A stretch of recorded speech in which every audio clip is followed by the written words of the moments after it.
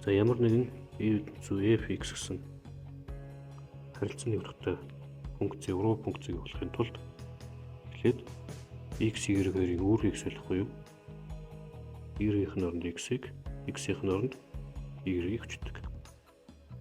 За эндээсээ ямар нэгэн байдлаар y-ийг олоод тэр олсон энэ функц нь манай энэ функцийн уруу функц болдгоо. Уруу функцийн дэлгэрэнгүй хүчиллээ яг энэ видеоны доор байгаа уруу функц гэсэн төвчөн дээр дараад нэр нэмцээрэй. За одоо энэ бодлогуудыг бодъё. За эхний бодлогыг бол гэж үчиж болно. За ингэж үчих орой орондоо яг адилхан. За одоо x, y-ийн үүргийг соливол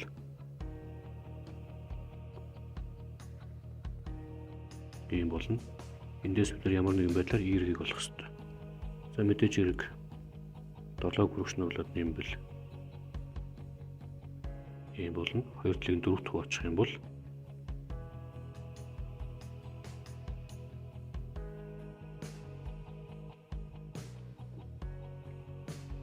ийм болно.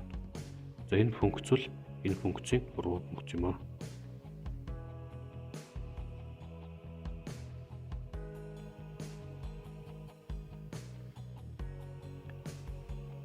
За дараагийн бодлогын үед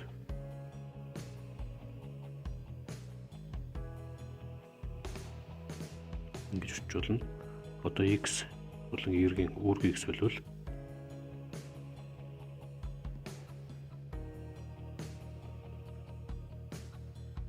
ийм болно. За эндээс бид ямар нэгэн байдлаар y-ийг олох ёстой. За инхийн тулд хоёр талыг нь хасгалт 2 дээр нэмэх 3-аар үржүүлээд үгэй.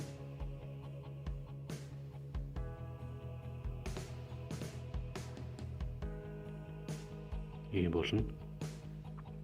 За зүүн талыг задлуул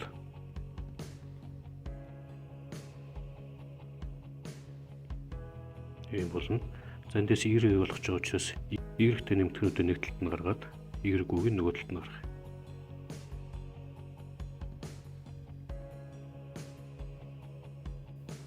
Энэ y-г нь өршөө ороод за 3x-ний y-г ч бас агшнаар болох юм бол ийм бол. За бүгд хас тэмдэгтэй учраас хас тэмдгээр үржүүлээд зүүн талаас нь y-г халднаас гаргавал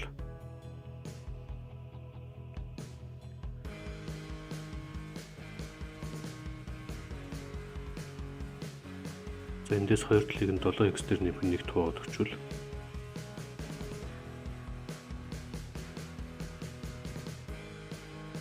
ингэж орж ирнэ. За энэ функц бол өгсөн энэ функцийн уруу функц нь болж чадна.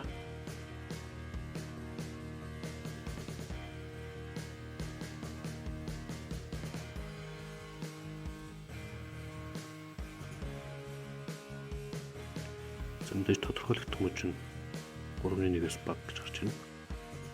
За одоо x, y-ийн үүргийг соливол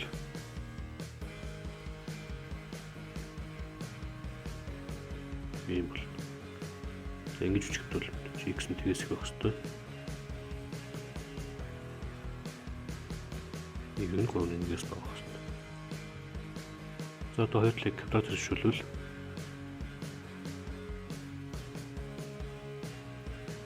ийм болно. Эндээс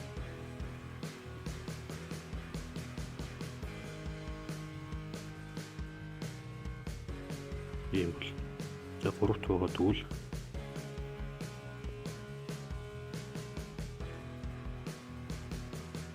ийм болох. Энэ функц бол өгөгдсөн энэ функцийн уруу функц юм байна.